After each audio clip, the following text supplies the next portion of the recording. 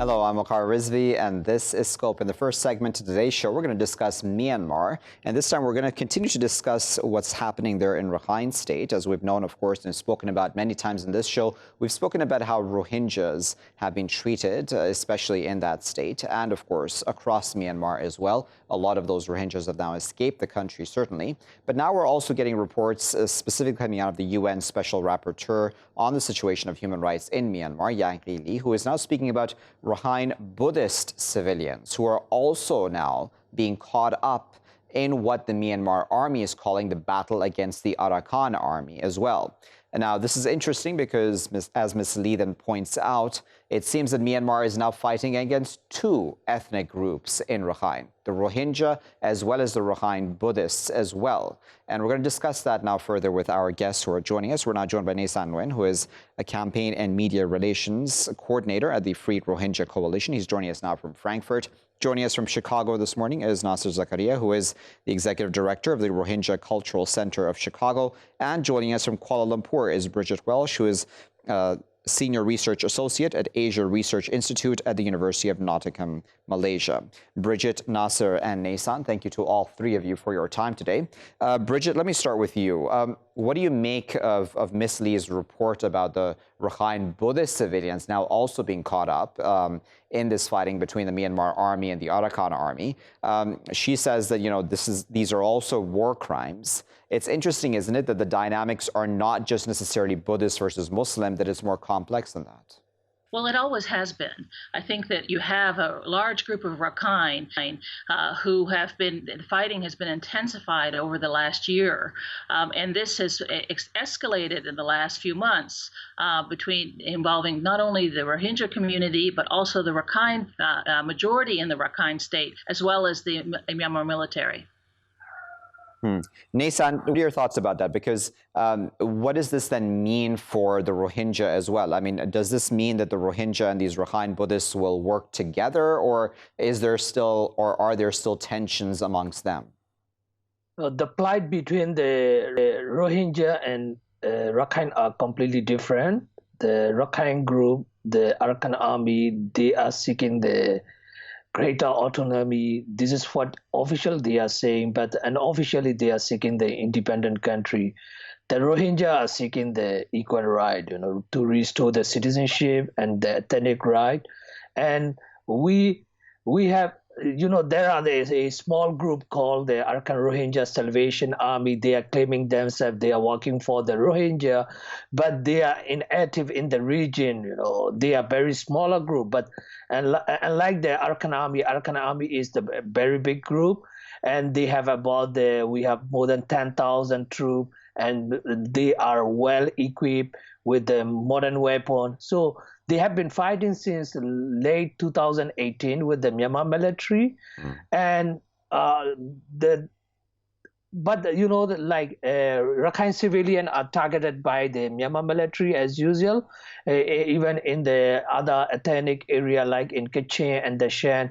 Whenever they have the fight with the insurgency group, Myanmar military always target the civilian. Hundreds of thousands of Rakhine Buddhist civilians are displaced, and many dozen were killed, injured. And also Rohingya are targeted by the Myanmar military. Just a week ago, a Rohingya, a 15-year-old Rohingya was shot dead by the Myanmar military in Myanmar Township. So from Rohingya side also a few dozen were killed since the fighting between and the Arakan army and Myanmar military broke up in late 2018.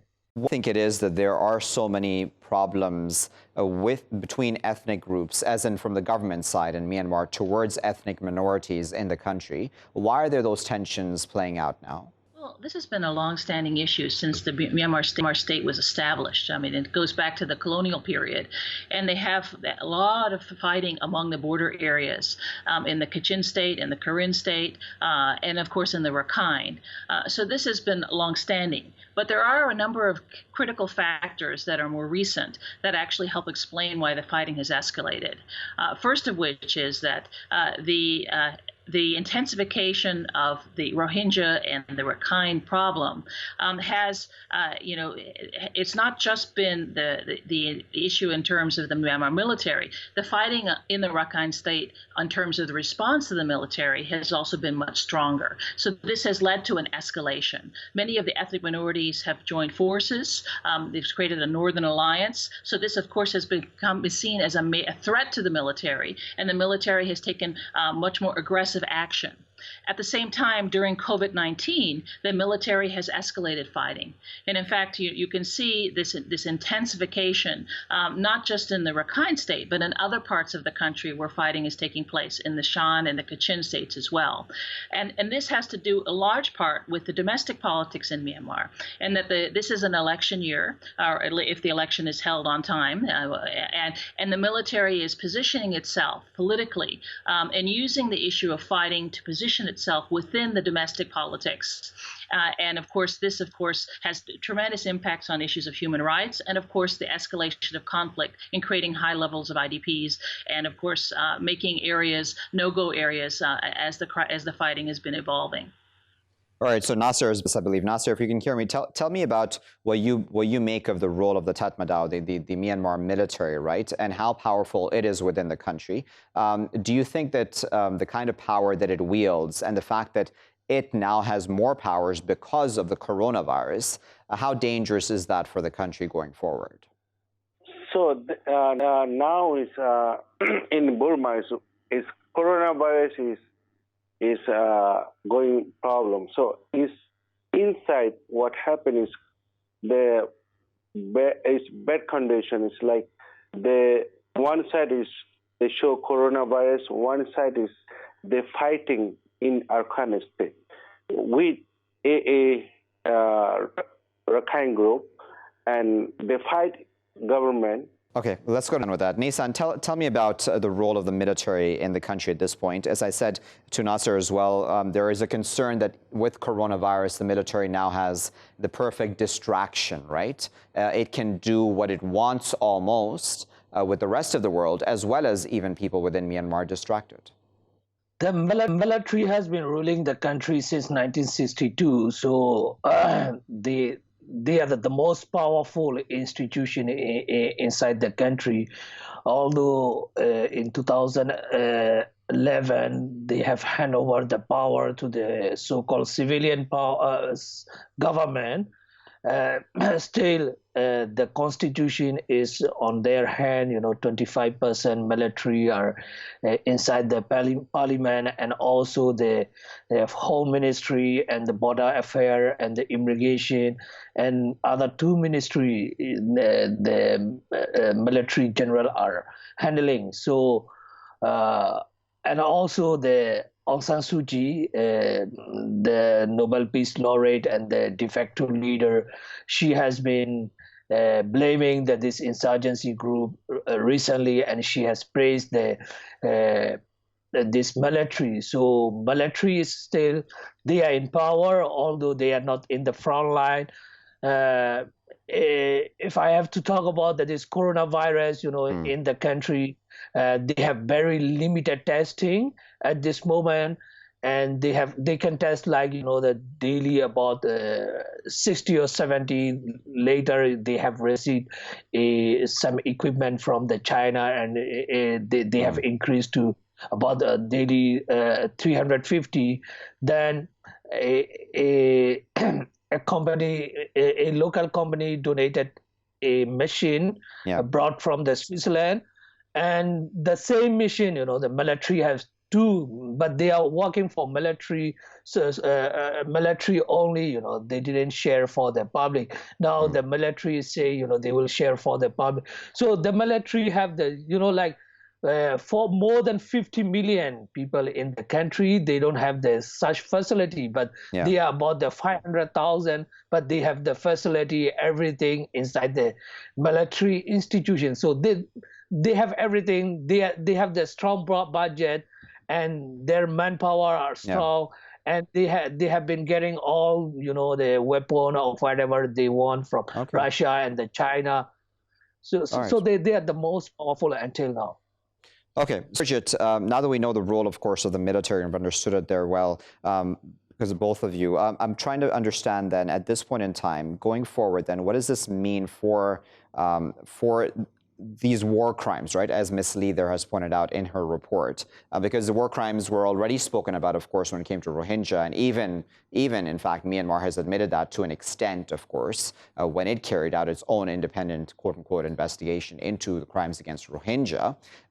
Do you feel that there will be accountability at some level for all these war crimes, even those now towards the Rakhine Buddhists? Well, I think it's very difficult to get this accountability. That, according to the court decision, the Myanmar government is supposed to report and make progress and steps. And I think there have been some small things that have taken place. So the IDP camps, for example, have been removed. But the reality is the increased fighting now by the military creates a conditions where not only are there more human rights violations, but there is no opportunity to address the issues in those areas. So there is no return for the Rohingya community. And some of the more fundamental obstacles in terms of trying to find a safe haven for the community are being undermined by the fighting that is taking place there. It serves as a kind of an escalation for that limits and constrains the options that the government have. And of course, it really undermines the issues of accountability, because now there are potentially more human rights violations taking place, which are not necessarily being recorded and not necessarily being monitored to the same degree because of COVID-19. In the sense that there's not only is COVID-19, as you mentioned, a distraction, but COVID-19 also limits access of movement and people to be able to assess in these areas of what exactly is happening. I know we've spoken about in previous shows about Aung San Suu Kyi, but Zhang Lee has also spoken about her also, and, talking about her disappointment with Aung San Suu Kyi, and basically saying that she's made a political decision, right? The fact that she wants to stay in power in some way, and so she's just trying to do her part to remain in office somehow. Now, it's interesting then, isn't it, Nasan, that the dynamics are such that the military wants to stay in power, Aung San Suu Kyi wants to stay in power. How do you see those dynamics playing out with the elections coming forward? Basically, in Myanmar, Aung San Suu Kyi has the majority support from the public until now. Because the fight is with the Rakhine. The majority of the Burma Buddhists also, they hate the Rakhine, and the Rakhine also, they hate the Burma. So fighting with the Rakhine, she still has the support from the majority public, and the Rohingya, they really hate. So expelling Rohingya from the country, it is, one success mission for the country. So she has the full support. And recently she has praised, those Burmese who have joined the ICJ protest in The Hague. I was also there. So even, the military, like the military chief May Aung Hlaing, if he retire and the campaign for the presidency position, he will not win. Aung San Suu Kyi has still majority support, so she will win the election this year again. But I'm not sure whether it will be the landslide victory or not. It's surprising, isn't Bridget, that Aung San Suu Kyi now finds her support on the backs of the fact that, the Rohingya have, as Nasan there said, a lot of them have had to leave the country because of persecution. And this, of course, a woman who once won the Nobel Peace Prize and, was so lauded around the world and applauded. Do you think that, and why do you think it is, let me put it this way, that there are so many negative feelings towards these sort of ethnic minorities in Rakhine? I mean, is it the fault of the government, or is this other underlying reasons that there have been these tensions, that so many of those people within Myanmar are in support still of their government in this regard? Well, I think there are a few things that you've asked about. I mean, first of all, the ethnic communities across Myanmar vary considerably. There are 135 different groups. Some of them have good relations with the NLD. Most of them have very poor relations with the military. I think that the peace process, which that Aung San Suu Kyi has tried to to develop has actually it's been stalled.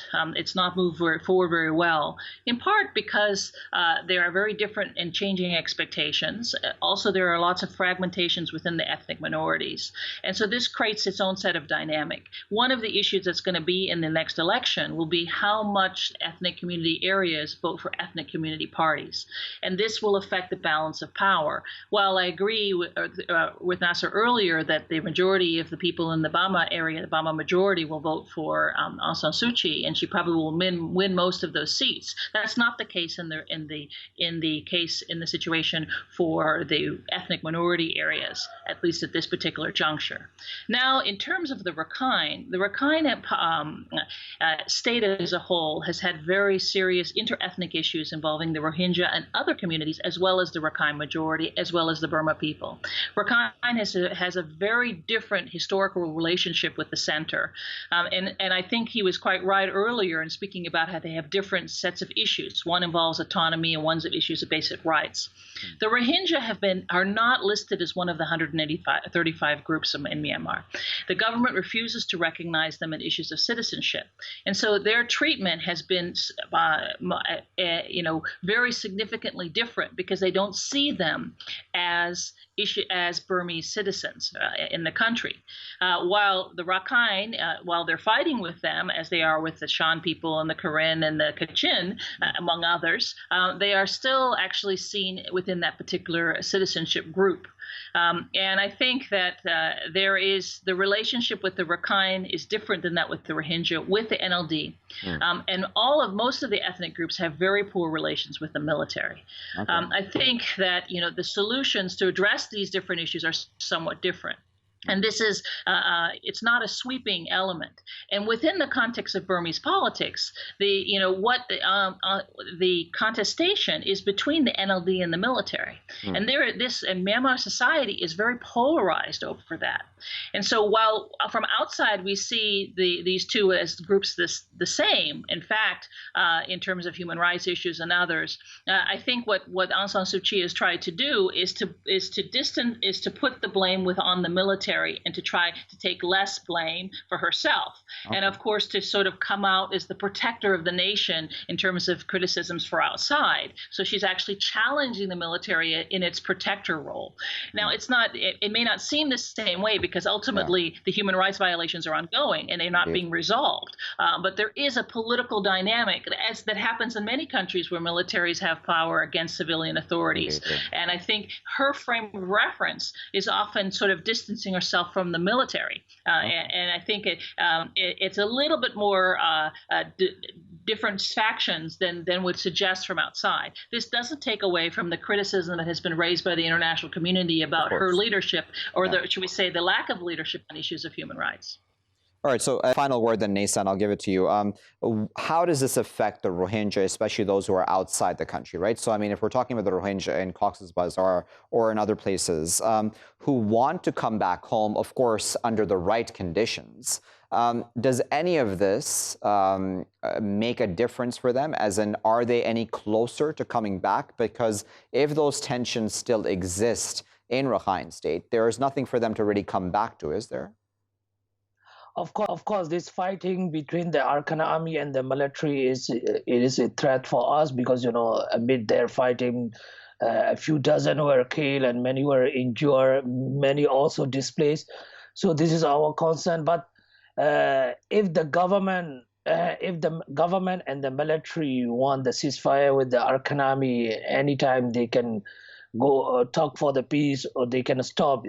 Even Arakan army, as far as I know, Arakan army want to stop the fighting because of this COVID-19 and the many thousand displacement. The military keep fighting with them. So military really want to eliminate them from the area. That is one problem from the military side. For us, the most important is we have to get back our citizenship right. I am not saying we are demanding to grant the citizenship. We are asking to restore the citizenship and the ethnic right. There were about the 144 ethnic group before they have entered the new citizenship law in 1982. They made like 135, Yeah. So Rohingya were one of the official ethnic group of Burma, so we have to get back our ethnic right. And also the most important is the protection. We want the protection from the international community, not from the Myanmar, because this persecution, the violence against the Rohingya had been repeating again and again since 1978. So this all our demand. If they can fulfill our demand, we are ready to go back.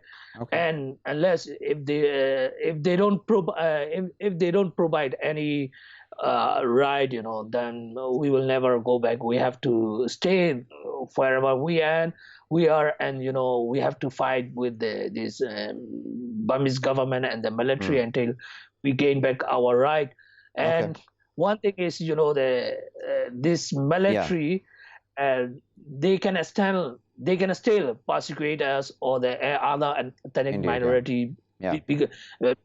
All right, Nasir, I'm going to have to cut you out. I do apologize. Unfortunately, the clot in the best of us, but I do appreciate sincerely both yourself as well as Bridget for your time today. That was Nasir Lwin speaking to us from Frankfurt, and Bridget Welsh, who was speaking to us there from Kuala Lumpur. We appreciate the insight and, of course, the context that provided for this, because it is, as Bridget there had also said in one of her answers, this is a lot more complex than a lot of us probably from the outside can appreciate, right? And every country is obviously a lot more complex, and the context for every country is different. But here, it's interesting to see how within Rakhine State, specifically in Myanmar, there are inter-ethnic tensions, right? But then in the rest of Myanmar, it's not necessarily always like that. But yes, there are still disagreements with Aung San Suu Kyi's party, and then the military is seemingly more hated than Aung San Suu Kyi's party. And even though on the outside, a lot of us see Aung San Suu Kyi working with the military, it's not as simple as that necessarily behind the scenes and in actual reality on the ground. Nevertheless, it is still fascinating to see that even the Rakhine Buddhists are now in the target, essentially, at this point in time, as the military claims that is fighting the Arakan army. Again, a lot of complex ethnic minority politics and groups and tensions playing out there in Myanmar. But it's important, of course, to have these discussions because, as you remember, there's still a large number of Rohingya living outside the country, and they want to come back home. But those conditions seemingly are just not coming to fore. I'll be back with my next segment after this break. Welcome back, viewers. You're still here on Scope with me, Waqar Rizvi. In this segment of today's show, we're going to discuss Brexit, and we haven't, of course, updated the Brexit issue in a while now. There are, of course, discussions going on at this point in time between EU as well as UK committees at this point in time regarding the Brexit trade deal that's supposed to come into place, or at least be agreed upon by the end of this year, but also another issue, and there are, of course, several factors, as one would imagine, to any Brexit deal. And one of those major factors and major sticking points was Northern Ireland and the border with the Republic of Ireland. Those discussions seem to be moving forward in a fairly satisfactory fashion. However, the EU does have concerns about whether or not the UK is doing enough at this point in time to prepare for the kinds of arrangements that have been agreed upon. Overall, though, that's an interesting dynamic, as I've said in previous shows as well, considering it is a unique situation. And that's what I want to put to our guests right now, is to see how long-term this would work. And if this can just stick in the fashion that has been decided upon between the UK and the EU, especially now that the UK would not be part of the EU at all. We're now joined by Alex de Ruyter, who is the director for the Centre for Brexit Studies at Birmingham City University. He's joining us now from Birmingham. And joining us from the British capital, London, is Mark Brolin, who is an economist and author of A State of Independence, Why the EU is the Problem, Not the Solution. Also joining us from London is Stephen Woolfe, who is a former member of the European Parliament and Brexit campaigner. Stephen, Mark, and Alex, thank you to all three of you for your time today. Stephen, let me start with you. What do you make of the Northern Ireland part of the Brexit deal? As I said in my introduction, for a lot of us outside the UK, these dynamics are very interesting to see. Is it really viable to have this sort of agreement last long term? Well, I think, first of all, for many of us who campaigned for Brexit, were deeply surprised at the initial arguments that Northern Ireland should be in some way separated from the United Kingdom by following the rules of the European Union, as you've stated already to your audience. and thus create a divide down the waters between Northern Ireland and the United Kingdom, or to try and keep a borderless scenario between the Republic of Ireland and Northern Ireland. And first of all, that was a surprise. Secondly, is it sustainable? I don't think it can be, because you're creating almost three dynamics. There's a dynamic between the European Union and the Republic of Ireland in terms of the way that they have freedom of movement, freedom of trade, i.e. the way it was before Brexit. Then you have this new coerced scenario between Northern Ireland and the Republic of Ireland, where businesses will have to get used to a different set of rules, where individuals will have to try and understand rules that differ to the third scenario, that of the United Kingdom and Northern Ireland. Yeah. And the vast majority of business and trade between Northern Ireland is within Wales, England and Scotland. So it's going to be very difficult to sustain that in the long term. Alex, what are your thoughts? Because, it does seem that we already have a very different rule in place for that border, right? So do you see that as being sustainable? Well, remember the backdrop to this. Northern Ireland voted by 57% to stay in the EU.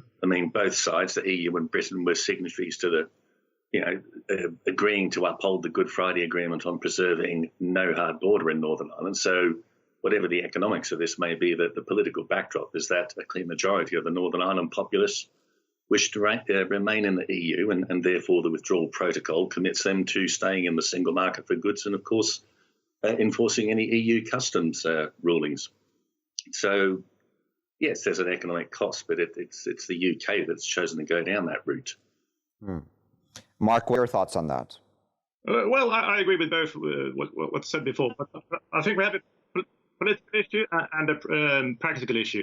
And I think regarding the practical issues, I think there is plenty of legwork going on, both on the Irish and the UK side, a bit under the radar. And I think with the political willingness, all this can be solved. Cross-border trading is not rocket science in a way. You can play it up and pretend that you have all these problems. But I think with the political willingness, it can be solved. There will be give and take on both sides. And I think that's where we will end up at the end. For now, I think the EU plays up the problems. They have done so all the way. But they play up the problems a little bit less now, because it's obviously in the Irish interest as well that there will be some sort of solution. Ireland is even more dependent on UK Irish trade than the UK is. So I think we are slowly, gradually coming towards some sort of practical solution, but there will be lots of political huffing and puffing over the coming months.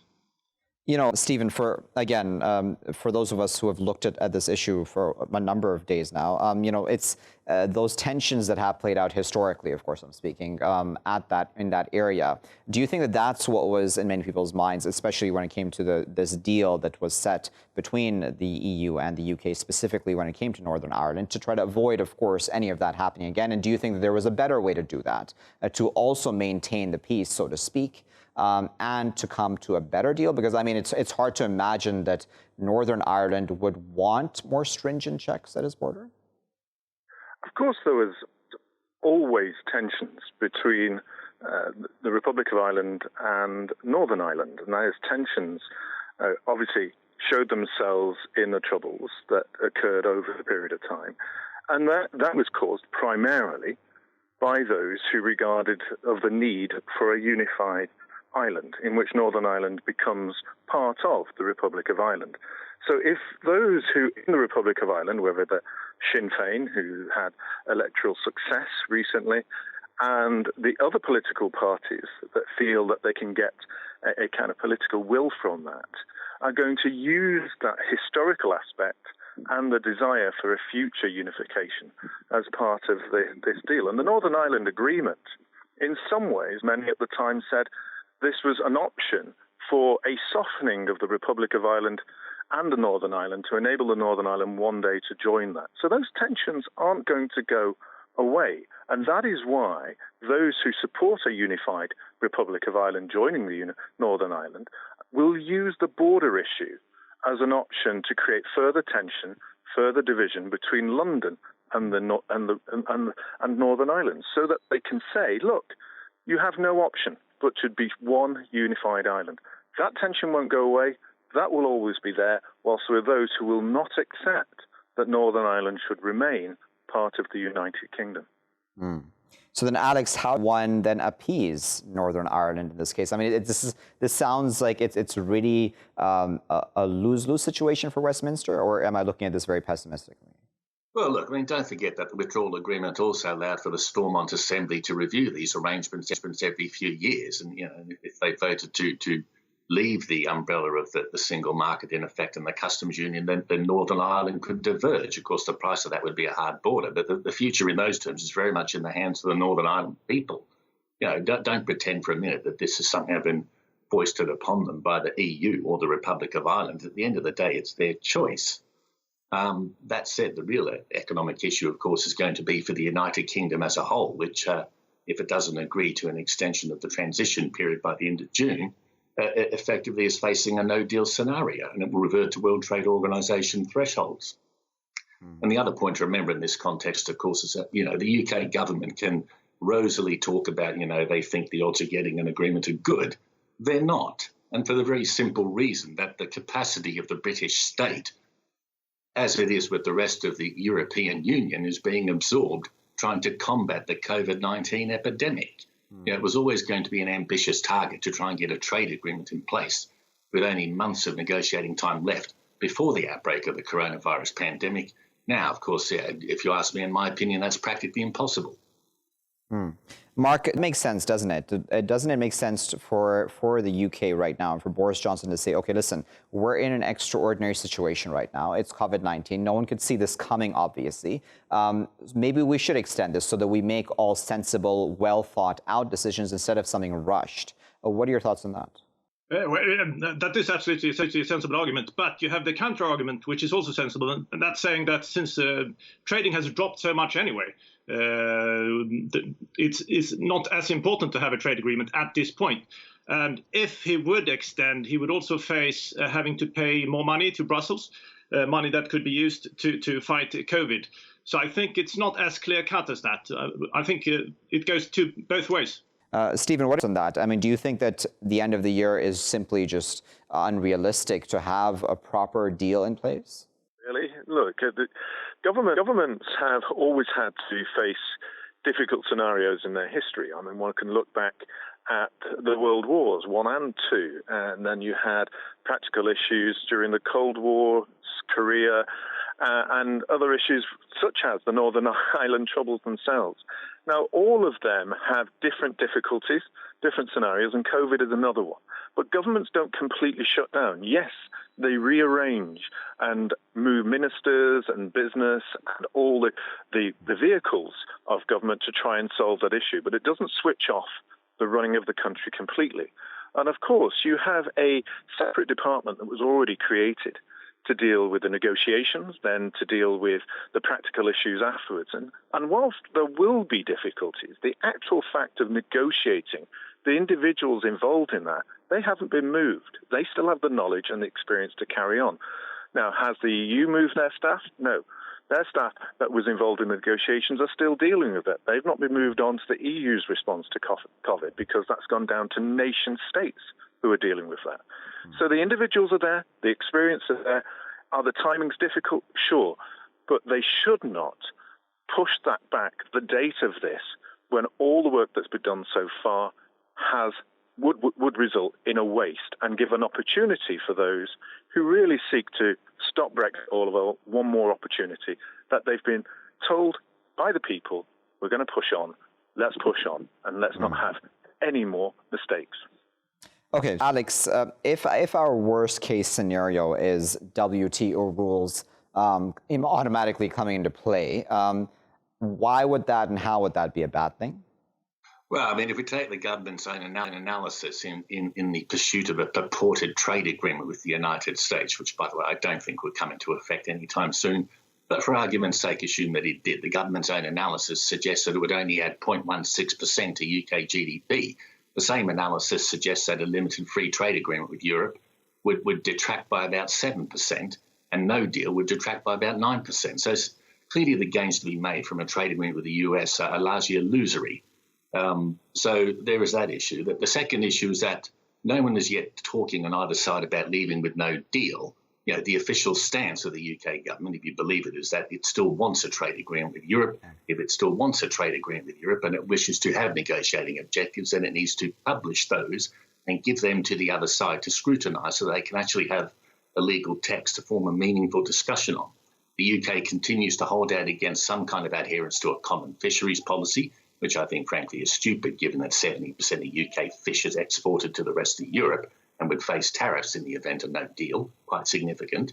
And second, it's a bit disingenuous to say that the EU are being obstinate when you won't even publish a detailed script of your own negotiating objectives. So, in my mind, that makes the UK government easily fall prey to criticisms that it's not serious about pursuing a trade objective. In other words, it's just stonewalling or trying to use up time, and that actually, in terms of the lead people in the negotiating team, in terms of the Brexit true believers, any kind of continued alignment with EU law to them is simply unacceptable, and therefore, but for reasons that they just want a fundamental free market shift, no deal is preferable to them, regardless of what they say in public. Mark, the final word. Do you think the UK is being simply just too stubborn in this regard? No, not really. I think Boris has a totally different take here from Alex, and I don't think he's too afraid of a New Deal in a sense, because I think he goes more with the economist Roger Bootle in this country. He's saying that there is no such thing as a no deal. If there would be a formal no deal, it would be, in effect, plenty of mini deals. So there would be things in place quite quickly, and it is in everybody's interest to keep goods, for example, going. So that there will be, even if there would be no deal on 31st of December, there would be mini deals carried out over the coming weeks. So I think we would end up in a scenario anyway where lots of goods will continue to flow between Europe and the UK, and after a while there will be additional things will be sorted out as well. And I think that's the take Downing Street has. Theresa May didn't have that take. She was really very much afraid of having no deal because she thought that everything would drop. But I don't think they see it as that in Downing Street. So I don't think they will be afraid of this. And I think also, since they are not afraid, I think we will end up as we did late last year. There will be some sort of deal anyway because Brussels will also want to have one. So there will be people will be saying up until perhaps only weeks left that nothing is going to happen, and then we will have one. That's classic negotiation tactics, and I think it will happen again.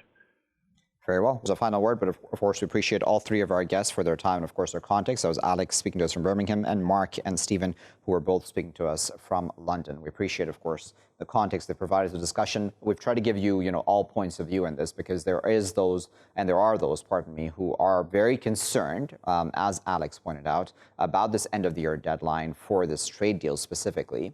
And there are others who are saying that, listen, let's stick with this deadline, because this deadline that's been given, a lot of work has gone into ensuring that deadline is met.